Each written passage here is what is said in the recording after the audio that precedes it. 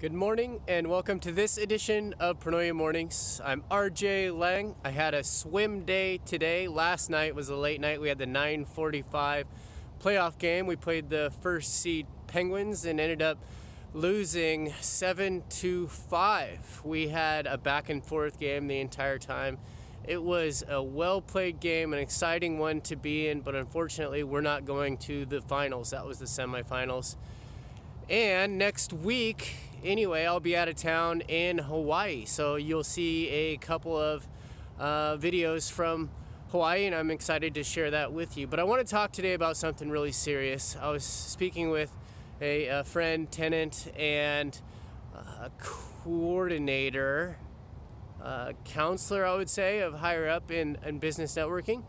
And he has stated when we were talking yesterday that he is not living up to his higher self, or he doesn't hold his higher self as his perspective in life. And I feel that this is about 90 to 92% of us out there. Even if you're watching this video, you have a step up, and so it's probably about 50% that maybe don't have an ideal self. But it's important to have that, and because you need to have a base structure to make your decisions off of in your day-to-day basis, because your life is only going to be the decisions that you make and the circumstances and what the world throws at you and what life happens to bring your way. The decisions you make based on that need to be set in your ways and what you believe in. So if you believe in God and your higher power, and that the universe is going to do everything in its power to give you what you want and decide and desire, then you know that you have to be set in your ways in order to make the decisions based on your higher self that has been instilled in you with desire in order to be the person that you're looking to be. So create your ideal self. And it may be a little bit easier than you think. Think of the people that you admire, what brings you joy, what brings you happiness, and then who can you cooperate with? I want to bring a story to, if you have one kid, let's say, and they're 5 years old and they're on their deathbed. Well, let's not even say on their deathbed. Let's say that they are just wanting something really big for Christmas, just one thing for Christmas, but it's like $1,500.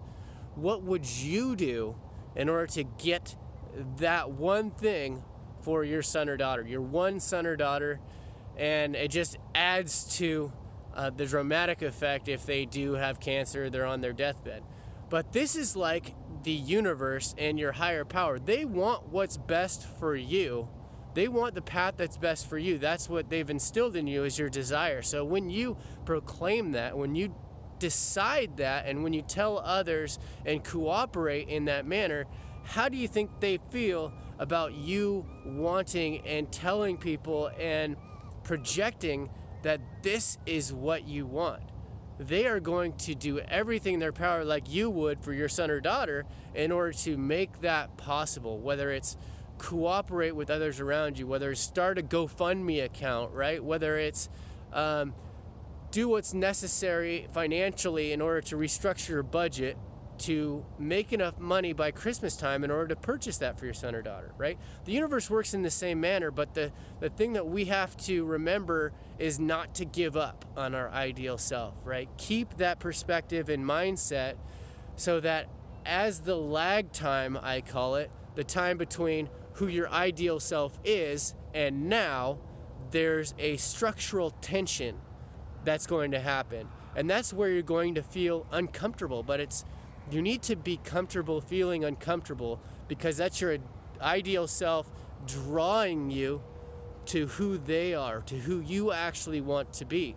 So decide today to write down or create your ideal self, and then use this as a paradigm, a mindset, a shift in your vision and perspective on life in order to make it best for you, so that your light from within shines brighter than the light that's cast upon you, right? So the world's not attacking you at every point, and that filling your subconscious with all the ideas of the world, But what you can do is fill yourself up from the inside, knowing what you want and desire, and then overflow in giving and cooperation and trust and love to others, and create and help them become their ideal self. So I hope this helps you today. I know it's a little longer, but some really good ideas, something that I really want to share because the mind and the wheels are turning after that awesome swim that I haven't done for a long time. So it's not what I say or do, but the way I assist in making you feel that you're going to remember. Enjoy your morning.